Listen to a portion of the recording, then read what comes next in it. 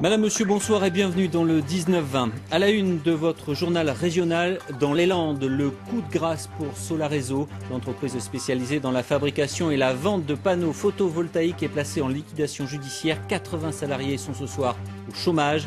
Nous ferons le point dès le début de cette édition. En Lot-et-Garonne, ce mercredi était une journée attendue depuis le début des vacances scolaires par des centaines d'enfants. Certains étaient en effet invités avec leurs parents dans un parc aquatique où ils se sont vus offrir de vrais souvenirs de vacances et d'insouciance.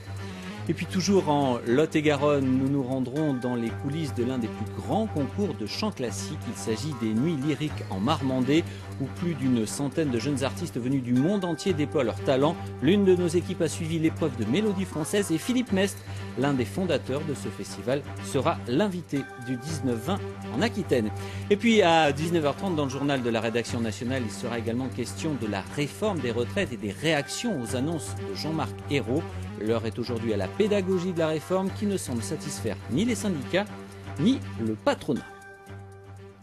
C'est donc un nouveau coup dur pour l'emploi en Aquitaine qui est à la une de l'actualité ce soir avec les 80 salariés de Solareso de Pontonx-sur-la-Dour qui se retrouvent ce soir au chômage. La sanction est tombée cet après-midi sur décision du tribunal de commerce de Dax qui a prononcé la liquidation judiciaire du fabricant de panneaux photovoltaïques. Sur place, Esmeralda Terpereau et Jean-Yves Potra.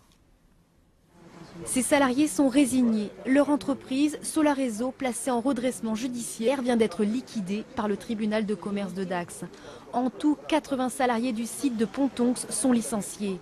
Une situation que certains connaissent, c'est le cas de Catherine, remerciée en 2009 lors de la restructuration de Sony. C'est la deuxième fois que je vais être licenciée, d'une part. Et puis la deuxième raison, c'est ce gâchis. Un gâchis industriel, un gâchis humain. L'activité s'est arrêtée le 17 juin. À l'origine, un problème de trésorerie. Même si le carnet de commandes est bien garni, le mandataire judiciaire n'a pas reçu d'offres sérieuses. L'exploit, je crois que ce serait de dire est-ce qu'un candidat acquéreur viendra dans le cadre de la liquidation reprendre les actifs et reconstituer une nouvelle entreprise après l'interruption de cette dernière. Si certains baissent les bras, d'autres veulent garder espoir. Un éventuel repreneur s'est manifesté ce matin. Il y avait quand même une offre qui est arrivée à la dernière minute et qui a été faite. Bon, elle a été refusée pour vice de procédure en fait par le tribunal de commerce. Par contre, on les a invités à faire la même offre en deuxième temps auprès du juge commissaire, qui est Maître Bidon, c'est ça, afin de pouvoir essayer de récupérer des actifs de la société pour essayer de remonter un Solareso 2, je dirais. Dans le cas d'une reprise, 8 salariés pourraient poursuivre l'activité. Les autres devront trouver un autre employeur. Apte à l'aller, inapte au retour. C'est en résumé la mésaventure survenue à un passager bordelais de la compagnie aérienne Ryanair. Porteur d'un appareil respiratoire, il n'a pas été autorisé à embarquer à bord du vol Porto-Bordeaux alors qu'il avait pu faire le voyage à l'aller sans encombre. Contraint de rentrer à Bordeaux en voiture, il demande aujourd'hui réparation. Jean-Pierre Stahl, Guillaume Dequet. Antoine Augusto, 66 ans, se serait bien passé de sa mésaventure à l'aéroport de Porto. Alors qu'il avait embarqué depuis le terminal Billy à Mérignac sans encombre le 13 août, le 20, pour le retour, il a été refoulé au Portugal. On lui a interdit de monter à bord d'un avion Ryanair avec sa mallette qui l'aide à respirer, car il fait de l'apnée du sommeil. J'étais trop malheureux, j'étais très fatigué. J'avais une couleur à moi-même que je n'ai pas pu manifester. Là. Ils n'ont pas permis que je puisse demander l'autorisation au commandant de bord. Ils m'ont refusé l'embarquement, alors ma fille n'a pas voulu m'abandonner, elle est restée sur place, on a perdu l'avion tous les deux. Et le lendemain, j'ai rentré en covoiturage et ma fille est rentrée avec la compagnie Ryanair et elle a acheté un billet beaucoup plus cher. Une semaine auparavant, il s'était pourtant renseigné ici à Mérignac. Il n'y avait pas de problème avec les papiers de son appareillage et son certificat médical. Aujourd'hui, il est rentré à la maison, après une nuit d'hôtel à Porto, 12 heures de voiture au lieu d'1 heure et quart d'avion, et de nombreux tracas. J'ai besoin de toute la nuit pour respirer. Il me le faut, impérativement. C'est urgent. Je ne peux pas le laisser là-bas. Si j'avais su, je l'aurais mis en soute, mais ils ne m'ont pas informé. Quand j'ai passé l'embarquement, là, quand j'ai enregistré les bagages, ils ne me l'ont pas dit. Donc il y a un dysfonctionnement dans les services. Ce n'est pas légal ce qu'ils ont fait. Antoine Augusto va déposer plainte contre la compagnie irlandaise pour le préjudice qu'il a subi Et c'est 400 € de frais supplémentaires pour lui et sa fille. Et pour être tout à fait complet sur ce sujet, la compagnie Ryanair que nous avons contactée n'a pas donné suite à nos sollicitations. Une nomination dans ce journal, celle de Pierre-André Durand, nommé ce matin au Conseil des ministres préfet des Pyrénées-Atlantiques. À 53 ans, Pierre-André Durand connaît bien ce département puisqu'il a été sous-préfet de Bayonne entre 2004 et 2006. Un constat alarmant alors que s'achèvent les vacances scolaires. Les dernières statistiques révèlent que 2 enfants sur 3 ne sont pas partis cet été. L'occasion de saluer cette première en Lot-et-Garonne aujourd'hui où, à l'initiative du Conseil général, une journée de vacances était offerte à près de 300 enfants et leurs familles au parc Walibi. Une parenthèse ensoleillée avant la rentrée. Voyez ce reportage de Nathalie Pinard de Pugelon et de Tanguy Kéroas. Il fait beau, mais pas trop chaud. Le temps idéal pour cette famille de 6 enfants, invités à passer la journée au parc Walibi, près d'Agen. Ça leur fait vraiment plaisir. Pour eux et puis pour nous, parce qu'on est avec eux. C'est la première fois que je viens, donc ça change un peu. Des vacances pour tous, organisées par le Conseil général du Lot-et-Garonne, qui a choisi de proposer une destination toute proche, mais inaccessible à certains. Il y a une grande partie des 250 personnes lot-et-garonnais qui ont bénéficié de cette journée aujourd'hui, donc, qui n'étaient jamais allés au parc Walibi et même qui n'avaient jamais mis les pieds dans un parc d'attractions. Une opération menée en partenariat avec 4 associations, Secours catholique, Secours populaire, Croix-Rouge et Restos du Cœur. Le parc Walibi offrant des billets d'entrée à tarif très réduit. Le pique-nique, copieux, est offert. L'heure de recueillir les premières impressions. J'aime bien, je suis contente d'être ici. J'ai fait la bouée et après quand on est descendu, on s'est fait éclabousser, ça faisait du bien, comme l'eau elle était fraîche, ça faisait du bien. Les enfants ont le sourire, tout comme les parents invités à la fête. C'est vrai que le coût du parc pour une journée par famille, ça fait cher, donc c'est pour ça qu'on en profite d'être là et de pouvoir passer un moment de détente en famille. Ce sont des occasions qui sont trop rarement offertes et que les parents puissent bénéficier de ces temps forts, c'est une excellente initiative. Une escapade qui sera comme un trésor au fond du cartable quand sonnera le jour de la rentrée. En sport, en Cesta Punta, la finale des championnats du monde qui se déroule ce soir sur la cancha du Highlight de Biarritz opposera à la paire franco-espagnole Beauskechea-Irastorza au vainqueur d'hier soir. Le duo Erkiaga-Thiazo. Le compte-rendu complet de cette finale est à suivre demain dans le Midi Pile sur France 3 Aquitaine. Et puis en rugby, la 3e journée du top 14 s'annonce avec samedi à Chabandelmas la venue de Castres, le champion en titre. Un gros test pour l'Union Bègles Bordeaux et un match un petit peu particulier pour son nouvel ouvreur Pierre Bernard qui va ainsi retrouver ses anciens coéquipiers. Son portrait est signé Nicolas Morin, Sylvie Tusquemounet. Il a changé de club, d'horizon et d'objectif, mais 2 mois, c'est beaucoup trop court pour oublier 3 ans à Castres. Pour Pierre Bernard, ce choc face à son ancien club a donc un goût très particulier. C'est très agréable de pouvoir les accueillir à Bordeaux. J'ai pas coupé le contact avec mes copains, mais bon voilà, il va falloir faire vite abstraction parce qu'on a un gros match qui nous attend et c'est le champion, donc voilà, on sait que ça va être très compliqué. Pour le successeur de Camille Lopez au poste de demi d'ouverture et pour Bordeaux-Bègles, c'est aussi et surtout un match à gagner face à un autre favori comme Toulouse lors de la première journée. Ce jour-là, avec 26 points au pied, Pierre Bernard avait d'entrée marqué son territoire. C'est un joueur intelligent, c'est un joueur qui a une qualité de pied de niveau international, c'est un très bon buteur, c'est quelqu'un qui a la tête haute, qui voit clair.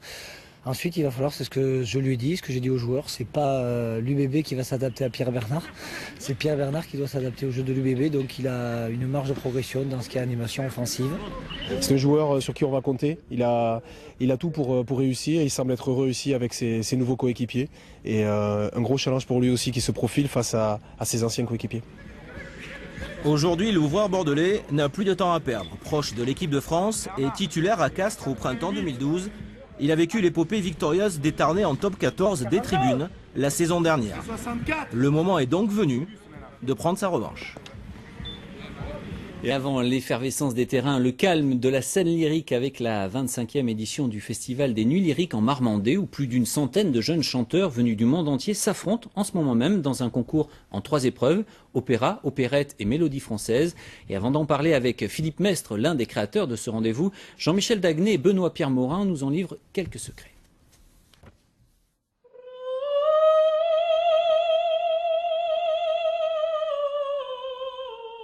D'abord, l'artiste chauffe sa voix pour ne pas faillir au moment de sa prestation. C'est mon tout premier concours, donc c'est un vrai bonheur d'être ici et puis de me confronter aux autres chanteurs qui sont pour la plupart plus âgés que moi, donc c'est une belle expérience. Comment vous sentez-vous ? Stressée. Puis il se prépare en coulisses, la boule au ventre. Dans un instant, il faudra donner la plus juste note dans la plus belle voix. Est-ce que vous êtes content de vous ? Oui, oui, on entend. Quand on chante, on entend tout ce qui ne va pas en fait. Mais pour un premier concours, oui, je suis contente. Le jury composé, c'est le mot, de mélomanes et de professionnels, est particulièrement attentif, à l'affût même de la moindre imperfection. Les épreuves qu'on vient d'entendre là, la mélodie française, c'est peut-être ce qu'il y a de plus difficile à chanter parce qu'extrêmement exigeant, notamment quand on est étranger. Je vois certains Asiatiques ont des fois quelques difficultés avec les problèmes d'accent, de prononciation, de style. Mais il y en a aussi certains qui sont étonnants, tellement ils arrivent à reproduire le style et l'accent français. 24 nations sont ici représentées, dont 4 artistes pour la Chine. En Chine, je trouve qu'il y en a beaucoup de chanteurs, beaucoup de professeurs qui travaillent les airs, l'opéra. Mais pour moi, je préfère la mélodie française. La grande finale aura lieu samedi et clôturera cette 25e édition des Nuits Lyriques en Marmandais. Philippe Mestre, bonsoir. Je rappelle que vous êtes l'un des créateurs de ce festival des Nuits Lyriques en Marmandais. Alors, on vient de le voir, surtout de l'entendre, le niveau est très élevé. C'est la réputation du festival qui attire ce type de candidat ? Oui, je crois que c'est la réputation. Bon, en 25 ans, elle a eu le temps de se faire. Et c'est vrai que nous avons 180 candidats cette année.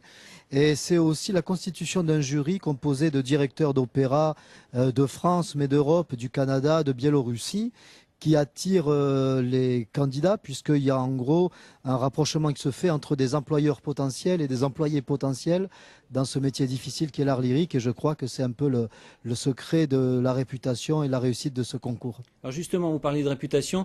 Pourquoi avoir créé ce festival en Lot-et-Garonne ? Est-ce que le label Marmande, finalement, au fil du temps, c'est devenu un plus pour une jeune carrière ? Oui, ça pour répondre à la deuxième partie de votre question, oui, puisque ce concours fait partie des grands concours en France.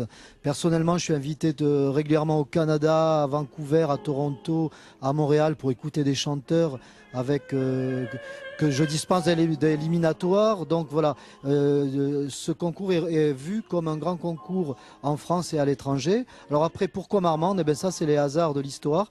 Il se trouve que ce concours est né d'un festival et de la présence d'un monsieur qui s'appelle Jean L'Équipé, qui était régisseur des chœurs à l'opéra à l'époque. Et c'est Jean Guérard qui après a fait venir ce festival et ce concours sur Marmande.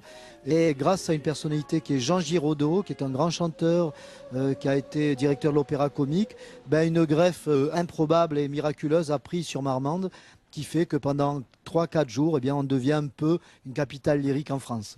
Rapidement, qu'est-ce qui préside au choix de tel ou tel artiste ? C'est la technique, c'est l'émotion qui se dégage, c'est l'interprétation ? Alors, le choix du jury se fait sur plusieurs critères, évidemment.